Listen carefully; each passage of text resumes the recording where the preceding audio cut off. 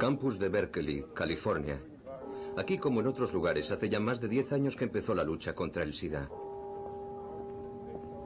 Pero a pesar de los enormes recursos empleados en esta batalla, la investigación atraviesa por un momento de duda. Algunos científicos han decidido cuestionarse todo de nuevo, empezando por lo que aparentemente se tenía como certeza inamovible: la responsabilidad del virus en el desarrollo del SIDA.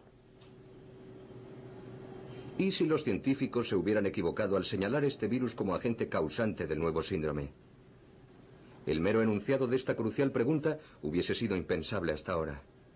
Sin embargo, escuchen las razones que han conducido a estos científicos a formulárselas seriamente. Son el profesor de biología molecular Peter Duisberg, de la Universidad de Berkeley, y su colega Richard Stroman.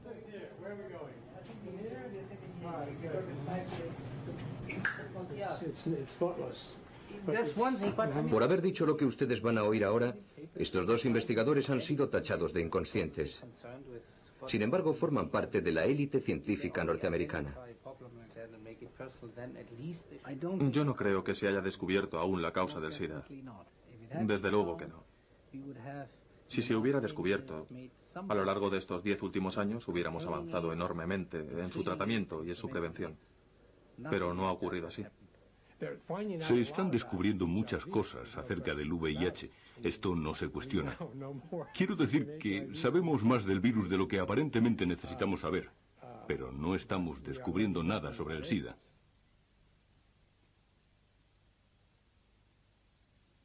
SIDA, la duda.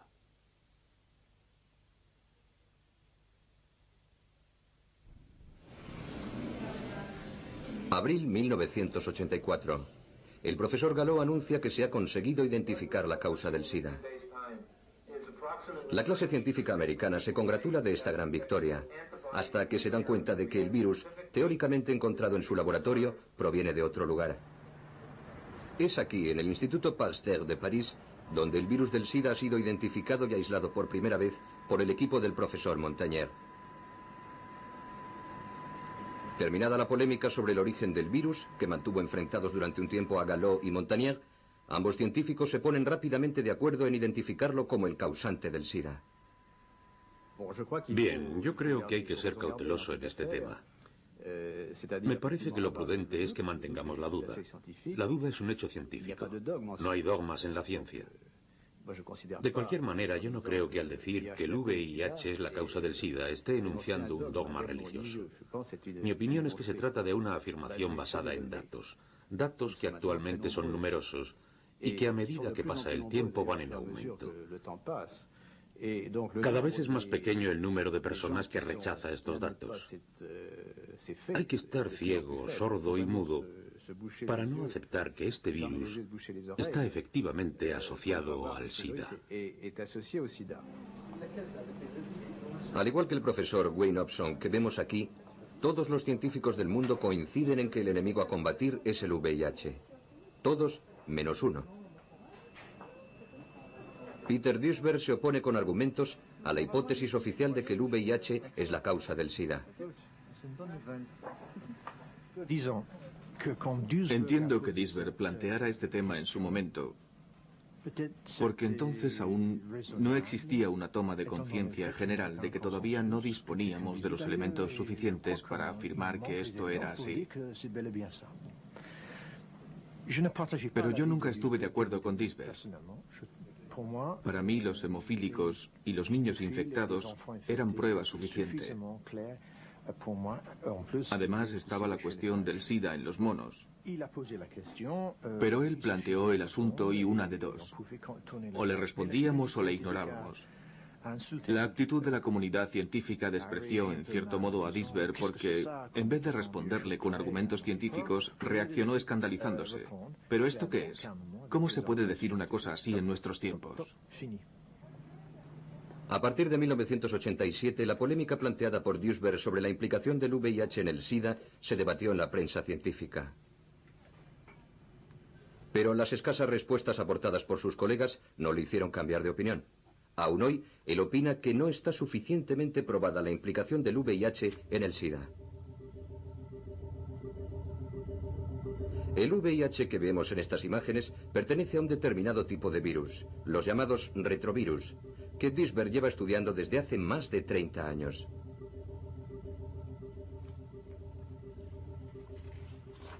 Él fue el primero que consiguió identificar y descodificar su estructura genética. En 1986, la Academia de las Ciencias reconoció la aportación de sus investigaciones. Desde entonces, Duisberg está considerado como uno de los más importantes especialistas en los retrovirus. He descubierto que los retrovirus no matan las células, ni provocan enfermedades, a no ser que sean extremadamente activos y numerosos en un animal, y probablemente también en el ser humano, aunque todavía en este último caso no lo hayamos comprobado. Pero aún no hemos encontrado un solo animal o ser humano que esté libre de la presencia de retrovirus. Todos los seres vivos albergan retrovirus idénticos al VIH. Están en estado latente, presentan la misma estructura genética, el mismo mecanismo de replicación, la misma tasa de mutación, idéntica transcriptasa inversa. Son exactamente iguales, pero no producen enfermedades. Son los virus menos dañinos que hemos observado jamás.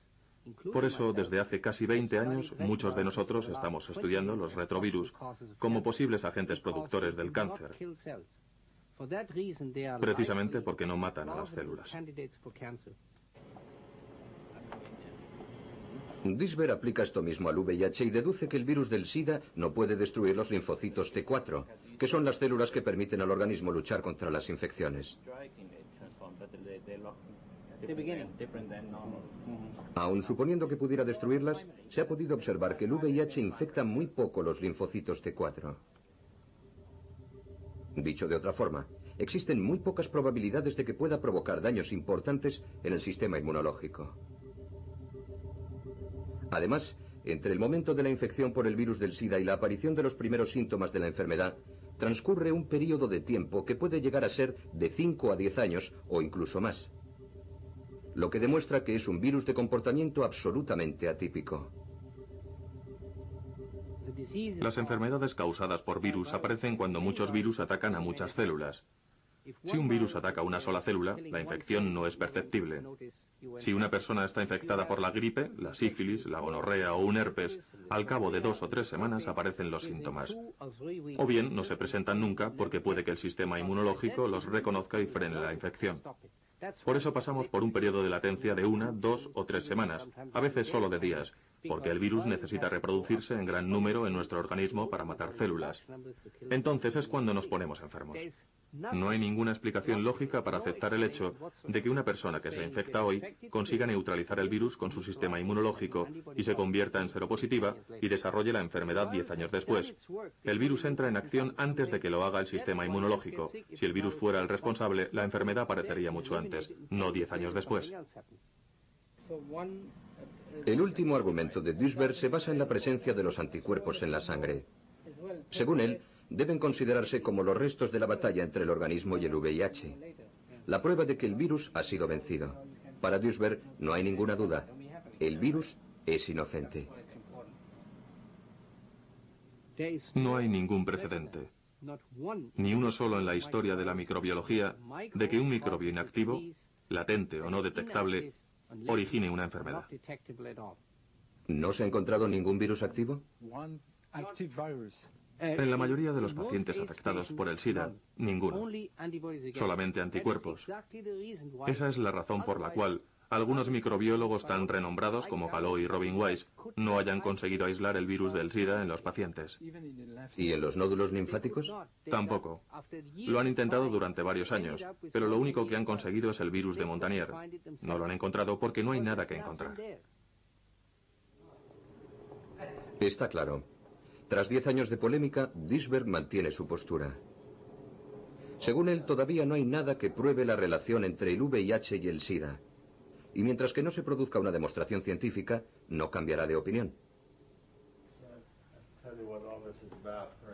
La actitud de Duisberg ha llevado a otros investigadores a replantearse el protagonismo del virus en la enfermedad, como en el caso del profesor Harry Ruben, pionero también del análisis de los retrovirus.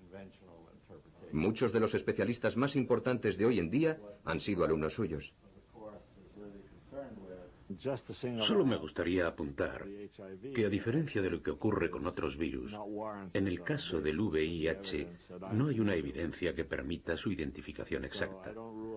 No descarto que pueda tener cierto protagonismo, pero esto no significa necesariamente que sea la principal o la única causa existente. En cualquier caso, no ha sido probado científicamente. Las dudas planteadas por los heterodoxos del SIDA no siempre han quedado sin respuesta. Sin embargo, el debate ha sobrepasado el ámbito estrictamente científico y ha llegado a convertirse en una polémica casi religiosa, anatemizadora para los que no participan de las tesis oficiales.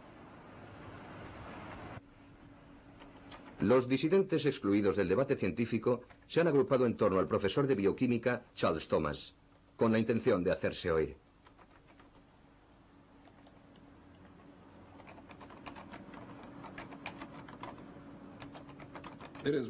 La opinión generalizada entre la gente es que el causante del SIDA es un retrovirus conocido por VIH.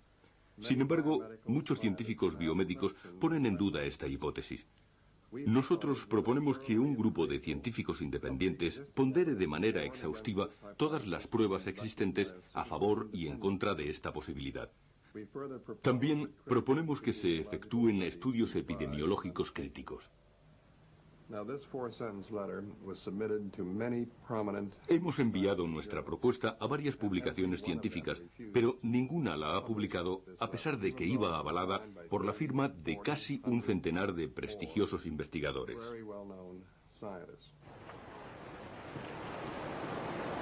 Hasta el momento, 3 premios Nobel han manifestado públicamente sus dudas acerca de la tesis oficial. La bióloga Barbara McClintock, ya fallecida, el profesor Walter Gilbert, de Harvard, y por último, Kary Mullis, Premio Nobel de Química en 1993, a quien vemos en la imagen. Actualmente reside en San Diego, en la costa de California.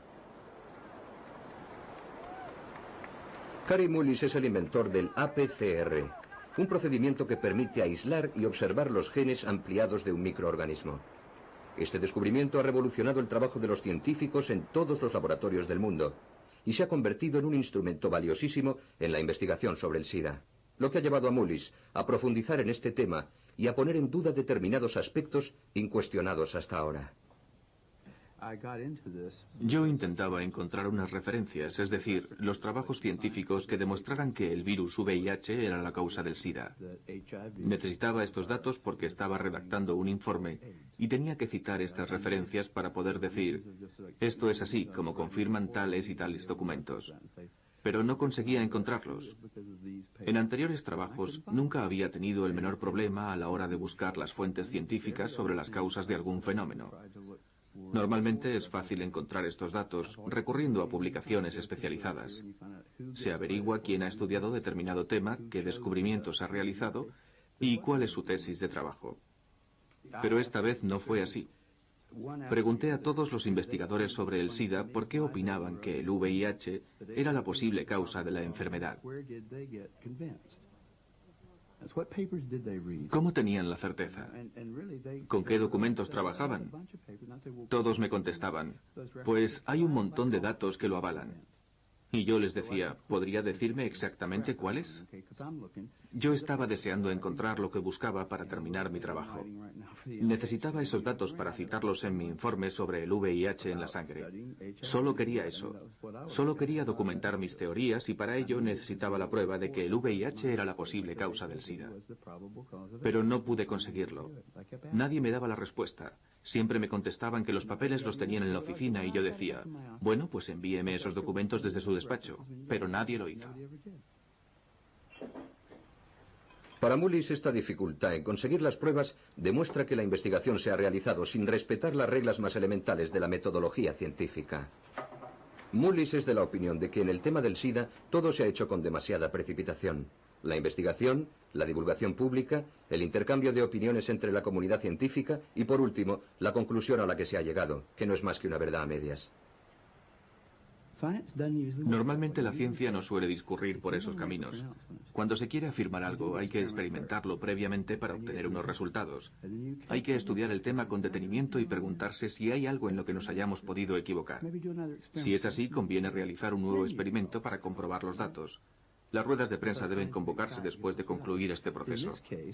Esta es la manera de establecer las evidencias científicas. En el caso del SIDA, efectivamente se convocó una conferencia de prensa en la que se afirmó: el VIH es la causa del SIDA. El Centro de Control de Enfermedades en Atlanta se hizo eco de estas palabras añadiendo: cuidado, el VIH es un organismo peligroso. Si lo encuentran en un paciente que presenta determinado tipo de síntomas, deben informarnos. Y se lo comunicaron a todos los médicos. Sin embargo, no explicaron por qué lo sabían. Se convirtió en una verdad con demasiados interrogantes, pero no puede considerarse en modo alguno una verdad científica. Mullis opina que se han realizado suficientes estudios sobre el SIDA.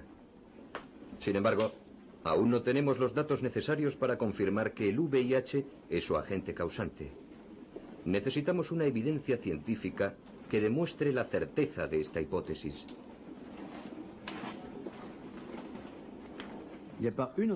No disponemos de una evidencia científica. Solo hay un muestrario de argumentos. Permítanme un símil. Tenemos un culpable al que no hemos visto asesinar a su víctima. No le han pillado infragante, pero existen pruebas en su contra, manchas de sangre o lo que sea, y se le lleva a juicio. Y ocurre como en el caso del señor O.J. Simpson, que aunque hay ciertas evidencias que le inculpan, por distintos motivos el asunto toma un sesgo diferente. El profesor Montagnier dispone de un descubrimiento reciente que contradice los argumentos de sus adversarios sobre el estado latente del virus previo al desarrollo de la enfermedad. Dos artículos publicados en la revista científica Nature sostienen la teoría de que el virus no pasa nunca por un periodo latente. Desde que el individuo se infecta, el VIH y el sistema inmunológico libran una batalla encarnizada. Batalla que finaliza con la victoria del virus. John Maddox, redactor jefe de la revista, ha pedido a Duisberg, a Mullis y a los que rechazan el protagonismo del VIH en el SIDA que reconozcan públicamente su equivocación.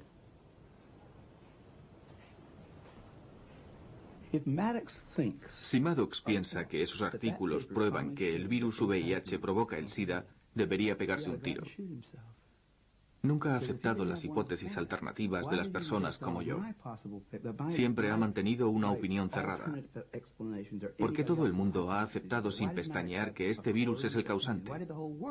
Si hasta 1995 no se sabía el origen del SIDA, ¿por qué llevan 10 años actuando como si lo hubieran sabido desde el principio? A pesar de los artículos de Nature, Mullis mantiene su postura no solamente por lo que acaba de explicar, sino fundamentalmente porque estos trabajos no aportan, según su opinión, ninguna luz sobre el papel del virus en la destrucción del sistema inmunológico. Lo que, proviniendo de un premio Nobel, constituye una razón de peso. Estoy absolutamente convencido de que no es la causa del SIDA. Los hechos están ahí. Si queremos tenerlos en cuenta, demostrarán que el VIH no es el causante del SIDA. ¿Existe el SIDA? Todas las enfermedades que se asocian al SIDA existen. Muchas de ellas desde hace mucho tiempo. Pero nunca aparecían en las mismas personas a la vez, lo que parece indicar la presencia de algún tipo de síndrome. En realidad, si analizamos dolencias como la neumocistis carinea, el sarcoma de Kaposi y la aparición de hongos en la garganta, en la cabeza, en la cara y en las extremidades, descubriremos que todas esas afecciones tienen una causa determinada, pero que no siempre es la misma. No hay ninguna razón para creer que todas responden a la misma causa. El sarcoma de Kaposi. A principios de los años 80, cuando aparecieron los primeros casos de SIDA en San Francisco, los homosexuales infectados presentaban un tipo de cáncer de piel muy poco común, el sarcoma de Kaposi. Esta enfermedad se manifiesta por la proliferación de manchas marrones por todo el cuerpo.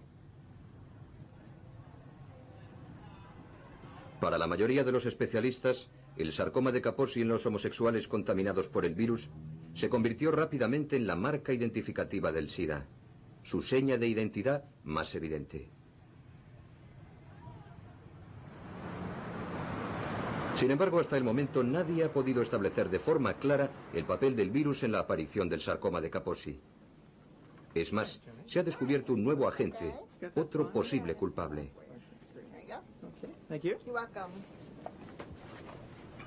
El doctor Harry Haberkos del Departamento de Drogas de Rockville, Estados Unidos, ha estudiado los efectos de las drogas.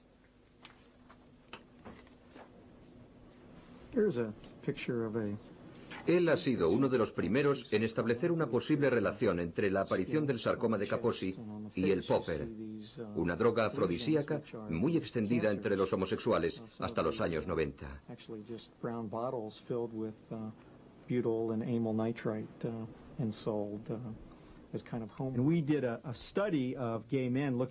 Hicimos un estudio entre los gays analizando su comportamiento, sus hábitos sexuales, las drogas que tomaban, etc. Y descubrimos que los que padecían el sarcoma de Kaposi tenían patrones de comportamiento distintos a los que, por el contrario, desarrollaban neumocistis. Y descubrimos que la diferencia radicaba en la utilización o no del popper. Ante esta evidencia, el Departamento de Drogas realizó numerosas campañas de prevención, advirtiendo del peligro del uso del popper en grandes dosis. Posteriormente fue prohibida la venta del popper, y el resultado se ha visto reflejado en los últimos estudios epidemiológicos. En los últimos años se ha producido un notable descenso en la aparición del sarcoma de Kaposi, tanto en términos absolutos como porcentuales. ¿A qué es debido? Bueno, yo creo que guarda relación con la inhalación de nitrato. Últimamente ha descendido el uso de este producto. Sin embargo, no sabemos si se ha producido una disminución del virus entre estas personas. Tampoco hemos podido probar con exactitud la relación con los herpes.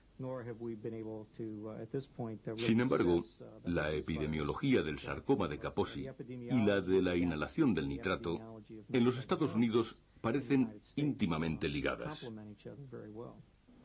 Para ser exactos, hay que decir que el sarcoma también aparece en pacientes que nunca han utilizado el popper, así como en personas que no están infectadas por el VIH.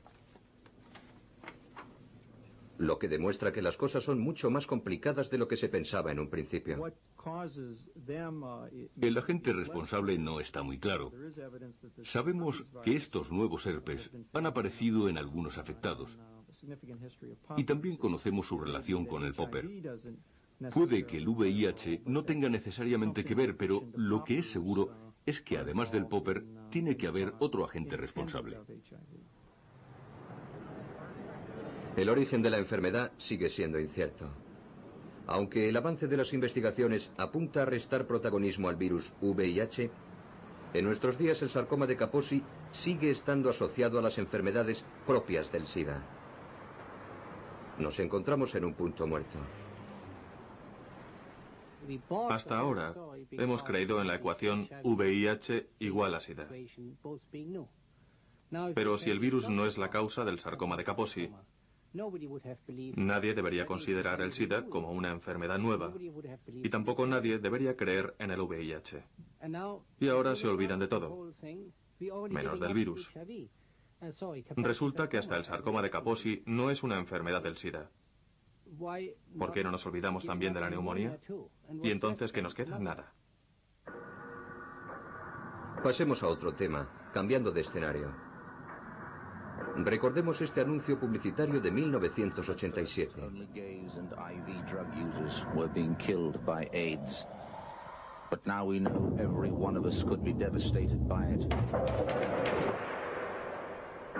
The fact is, over 50,000 men, women and children now carry the AIDS virus. That in 3 years, nearly 2,000 of us will be dead.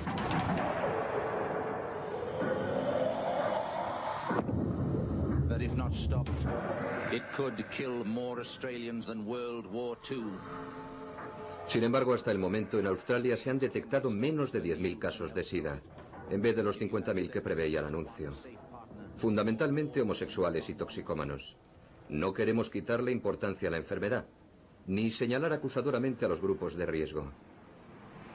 Afortunadamente, a veces, las previsiones se equivocan.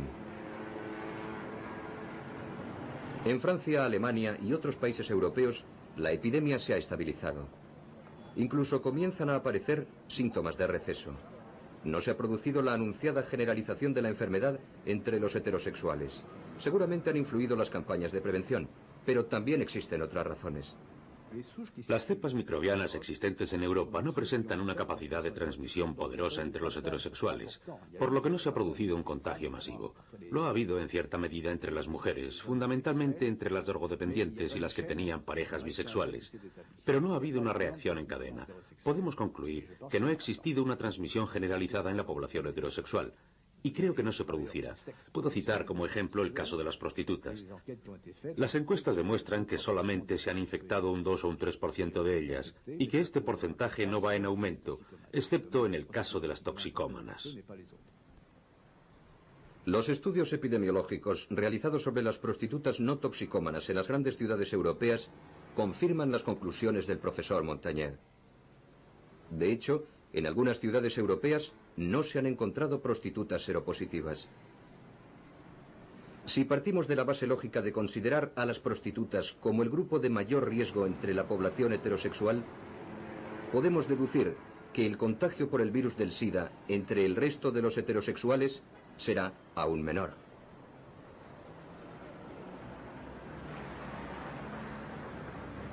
¿Debemos, por tanto, concluir que no se producirá una propagación del virus entre la población heterosexual?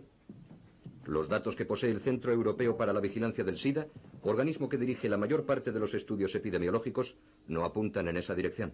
El VT2 diferente del VT3. En general, es verdad que los homosexuales y los toxicómanos siguen siendo, 15 años después de la aparición de la enfermedad, los grupos más afectados. Mucho más que la población heterosexual. Pero esto no quiere decir que en el futuro no se produzca la propagación del SIDA a este otro segmento de la población. En realidad, estamos asistiendo a una difusión lenta y progresiva del virus, mucho menos fulminante que la de los otros dos subgrupos. La extensión de la enfermedad parece haberse estabilizado. Pero este fenómeno no debe hacernos bajar la guardia. Lo que ocurre es que el riesgo de contagio de los heterosexuales es menor y, por tanto, la epidemia se extiende lenta y dificultosamente. La amenaza del SIDA que ha planeado sobre Europa en los últimos 10 años parece haberse alejado para centrarse en África.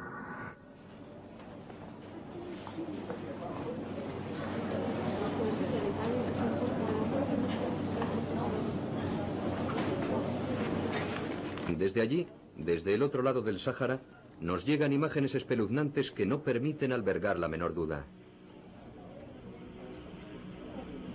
El SIDA azota a todos por igual: ancianos, jóvenes, mujeres y hombres. Según la Organización Mundial de la Salud, millones de personas están infectadas por el VIH. La epidemia se ceba en el continente. ¿Quién podría poner en duda la magnitud de la tragedia? En estos países, la polémica no se centra sobre el alcance de la enfermedad, sino sobre el nombre que debemos asignarle. África se muere, pero ¿de qué? Es verdad. Sé por experiencia que los test que se realizan aquí, muy sensibles y específicos, pierden eficacia al aplicarlos a sueros africanos. Ello es debido a varias razones. En primer lugar, los africanos padecen infecciones recurrentes o crónicas, como el paludismo, lo que provoca una tasa de anticuerpos anormalmente elevada. Por tanto, se pueden producir reacciones no específicas que den lugar a errores en los resultados, a falsos seropositivos en las pruebas de SIDA. También existe una enorme diversidad en las cepas africanas. Encontramos allí todas las variantes posibles del virus. Y en muchas ocasiones las pruebas no están convenientemente adaptadas. Por tanto, es necesario realizar un estudio exhaustivo. ¿Ponen en duda nuestras hipótesis los datos que llegan de África? No lo creo, porque todas las estimaciones han sido obtenidas mediante métodos diferentes y muestran un abanico de posibilidades. Basta visitar cualquier hospital de África para darse cuenta de que la mayoría de los pacientes padecen el SIDA.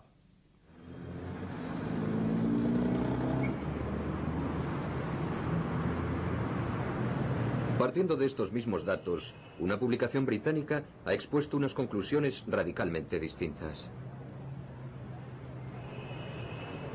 En octubre de 1993, el Sunday Times publicó un reportaje encabezado por un titular sensacionalista: El mito del SIDA en África. Neville Hodgkinson, su autor, periodista especializado en temas científicos, plantea nuevos interrogantes tras visitar África Central en 1993. En su opinión, hay algo que no encaja en la versión oficial.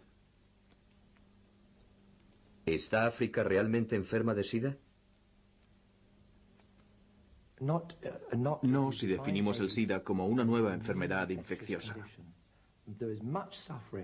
África sufre y se muere debido a la malnutrición, al resurgimiento de la malaria, a la tuberculosis. Muchas personas necesitan atención médica, pero no, yo no he encontrado ninguna evidencia que demuestre el surgimiento de una nueva epidemia. Neville Hodgkinson viajó por África durante varias semanas. Primero visitó Kenia, después Tanzania, luego Zambia y por último Zimbabue. Nos cuenta el miedo de los africanos al SIDA, más extendido que la propia enfermedad, y las razones que lo explican.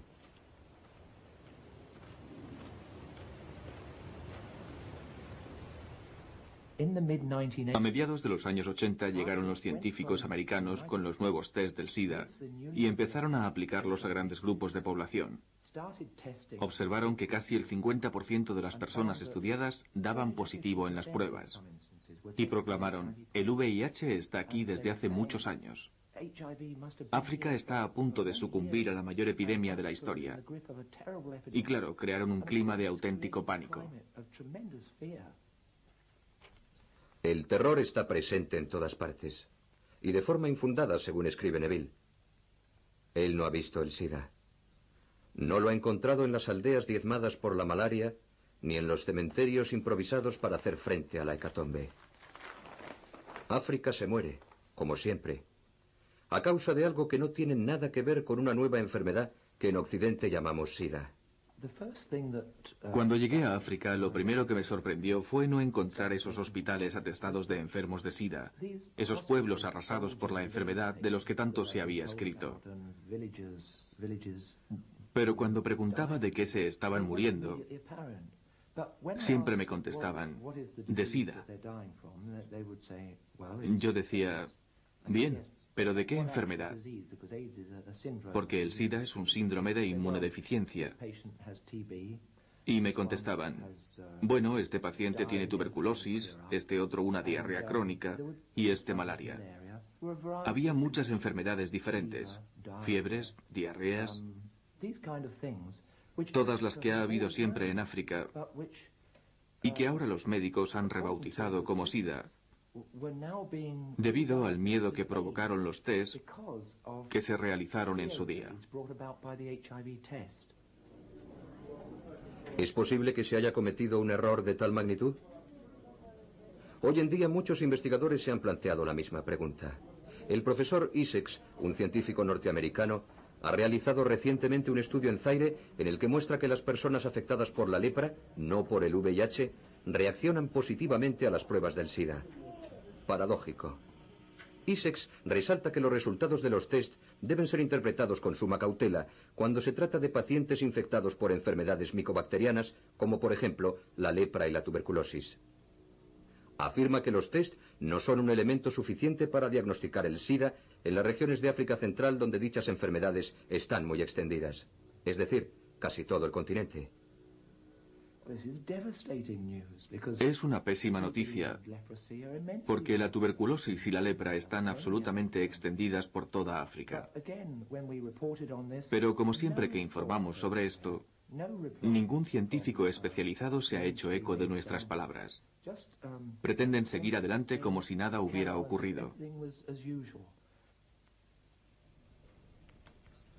Hasta el momento, Hodgkinson no ha obtenido respuesta alguna. Ni por parte de los periodistas que están en desacuerdo con él, ni por parte del propio profesor Issex.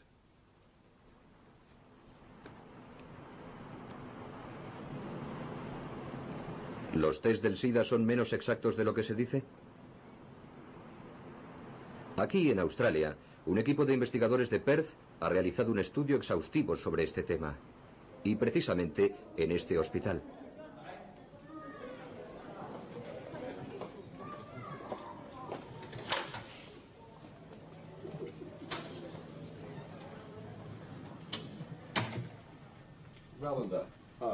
Tres investigadores han revisado prácticamente todo lo que se ha dicho y escrito sobre las pruebas del SIDA para intentar responder a esta pregunta.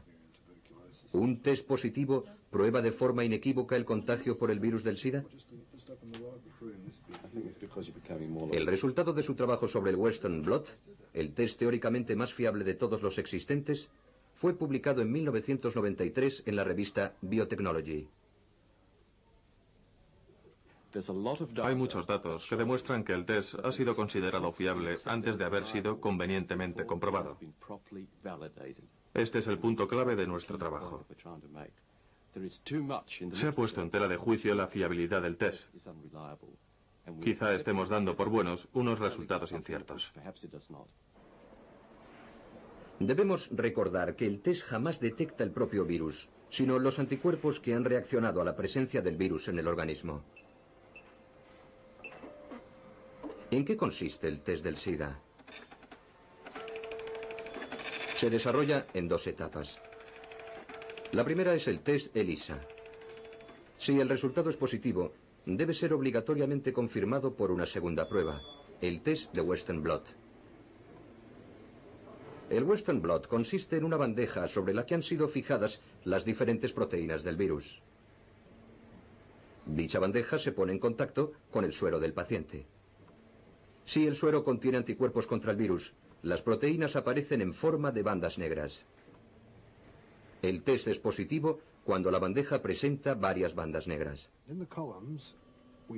Hasta aquí todos de acuerdo, pero posteriormente las cosas se complican porque los criterios valorativos cambian de un país a otro.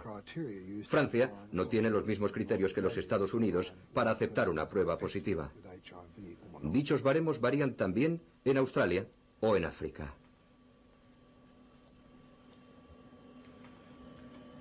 En estas columnas podemos observar los distintos criterios que se emplean para definir un test Western Blot positivo, es decir, para establecer cuándo una persona está o no infectada por el VIH. Los criterios que se aplican varían en cada país e incluso en las distintas instituciones de un mismo país. Si aparecen dos bandas negras en el test de un paciente, sería considerado seropositivo en África y en algunos estados de Norteamérica, pero no lo sería en Australia, ni en otros estados americanos, ni en Francia. Si aparece una tercera banda, una P24, no será considerado seropositivo en Australia, ni en muchas partes de América, ni en Francia. Si aparecen 4 bandas, tampoco se les considera infectados por el VIH, ni en Australia, ni en Francia. No puede considerarse infectada a una persona aquí y allí no. O se está infectado por el virus o no se está. Con estos criterios no vamos a ningún lado. No es fácil encontrar una explicación lógica a la arbitrariedad de estos baremos. Se deberían aplicar los mismos en todas partes. ¿No sería más sencillo y más seguro? Pero los laboratorios no son de la misma opinión. La sangre contaminada, dicen, sean cuales sean los criterios aplicados, reacciona positivamente y siempre aparecen todas las proteínas del virus. En ello radica la diferencia con la sangre no contaminada. Aunque se unifiquen los criterios, seguiremos teniendo el problema de la imposibilidad de repetir un mismo test. Es muy difícil hacer dos tests idénticos. Por ejemplo, este test de una misma sangre ha sido realizado por 19 laboratorios norteamericanos diferentes. Los mejores laboratorios, los más prestigiosos. Cada bandeja corresponde a un laboratorio distinto. En algunas aparecen varias bandas negras, en otras tan solo algunas. En la bandeja del centro, en la letra I, no aparece ninguna. Pero el suero pertenece a un mismo paciente infectado por el virus del SIDA. Los laboratorios australianos han detectado errores aún más graves. Para intentar explicar el porqué de estas enormes diferencias, me gustaría mostrarles el estudio realizado por los analistas norteamericanos. En 1991, el Diario Americano de Patología Clínica envió 101 muestras negativas, es decir, que no tenían bandas de sueros Western Blot, a 3 laboratorios distintos. En 67 muestras contestaron que no aparecían bandas. En 13 que aparecían bandas de distinto tipo.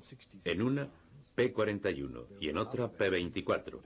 En 2 muestras P24, 32 y 41-120, lo que para muchos laboratorios se considera un resultado positivo. Sin embargo, todos los sueros eran negativos.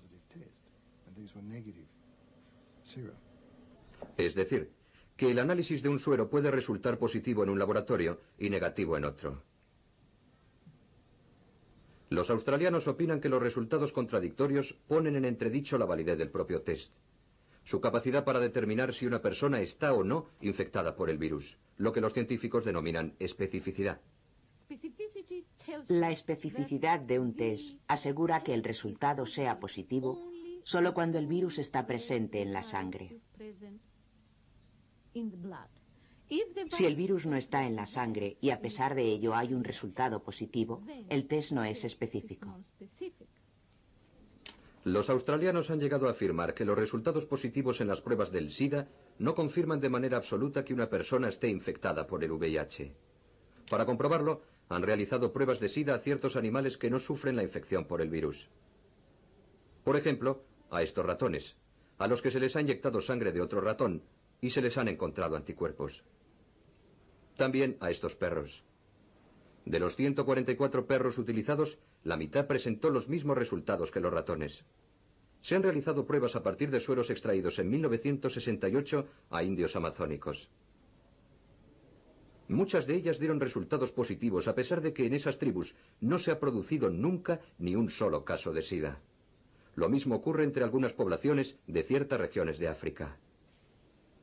Los virólogos que trabajan con el virus del SIDA están acostumbrados a este tipo de reacciones falsas. Están provocadas por la presencia de anticuerpos distintos a los que reaccionan contra el virus del SIDA. Los australianos están convencidos de ello y plantean además otra cuestión. ¿Cómo determinar con exactitud si un paciente cuyas pruebas han sido positivas está realmente infectado por el VIH y no por otra cosa? Ahora sabemos que los homosexuales, los consumidores de drogas y los hemofílicos, los grupos de riesgo más importantes, al estar expuestos a agentes externos, tienen más capacidad para desarrollar diversos tipos de anticuerpos. En estos casos, es imprescindible conocer la especificidad del test. Es muy posible que este test no indique la infección del virus VIH en ninguna de estas personas. Lo que significa es que hay una falta de uniformidad en la interpretación de los test, una falta de uniformidad en la comprensión de la naturaleza del test y una falta de uniformidad en la apreciación de los efectos de la enfermedad. Hasta que no se solucionen estos problemas, no debemos considerar el mecanismo del virus como el causante del SIDA. La mayor parte de los científicos cree que los problemas que surgen en la interpretación de las pruebas son muy escasos. Además, para evitar errores, se realizan numerosos controles de calidad. La duda planteada desde hace ya más de 10 años por los investigadores que aparecen en este reportaje ha comenzado a socavar las verdades oficiales. También ha anidado en el seno de la comunidad científica. En esos círculos, la polémica está sobre el tapete, con menor virulencia ciertamente que en casos anteriores. La ecuación VIH igual a SIDA ha sido revisada a la luz de los nuevos descubrimientos sobre la enfermedad, y este proceso se ha visto reflejado en la prensa. Todo hubiera sido muy sencillo si, tras descubrir el virus del SIDA, hubiéramos descubierto un medicamento antirretrovírico que frenara la enfermedad y curara al paciente. Pero en realidad nos dimos cuenta de que las cosas eran mucho más complicadas. Una sustancia que in vitro era capaz de frenar la reproducción del virus del SIDA no servía para bloquear la enfermedad en los pacientes. Había que seguir buscando. Había que intentar llegar a comprender por qué la epidemiología del SIDA no es igual en los países industrializados que en los países en vías de desarrollo, en África o en Asia. Por tanto, había que intentar dar respuesta a muchos interrogantes, y la presencia del virus no explicaba por sí misma todos ellos.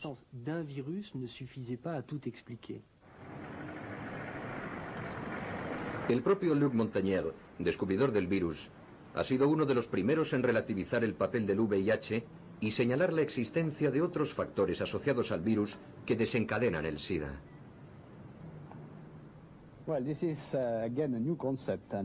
Nos encontramos en San Francisco en 1990, en un momento muy importante en el que se estaba celebrando la 6ª Conferencia Internacional sobre el SIDA. Durante dicha conferencia, Luc Montagnier afirmó que el VIH podía no ser la única causa del SIDA. Para el virólogo Pasteur, el VIH tiene un cómplice, el micoplasma. Sin este acompañante, el virus no puede actuar. El tiempo no ha dado la razón a Montagnier. Hoy en día el profesor tiene una actitud más flexible, pero en el fondo no ha cambiado de opinión. Puedo decirle que tenemos argumentos muy sólidos para afirmar que junto a otros factores infecciosos conocidos, los virus y las bacterias, poseen también las propiedades necesarias para desempeñar un papel importante en el SIDA. Ahora se trata de averiguar el papel del micoplasma, su interacción con el virus. ¿Precede a la infección viral y se extiende a causa de la inmunodepresión provocada por el virus? ¿O bien se produce una infección simultánea porque el micoplasma, que probablemente también se transmite por vía sexual, puede contagiarse al mismo tiempo que el virus? ¿Qué papel desempeña en el desarrollo de la enfermedad?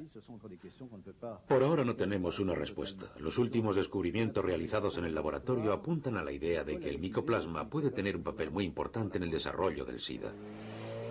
Sin embargo, a pesar de las últimas aportaciones, para la comunidad científico-médica el virus VIH sigue siendo el principal culpable.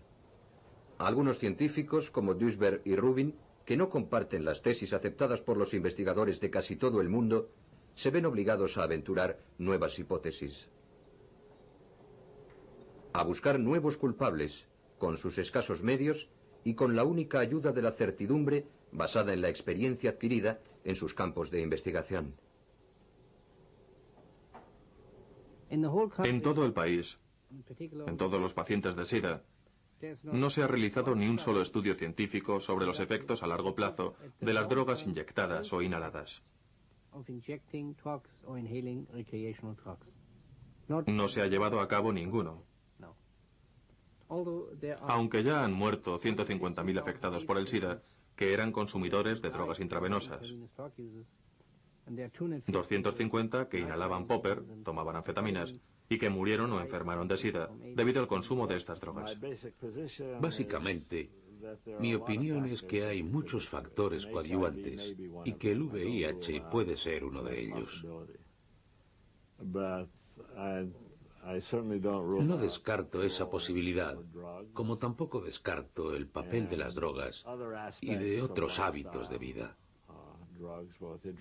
Las drogas intravenosas y otros agentes de contagio,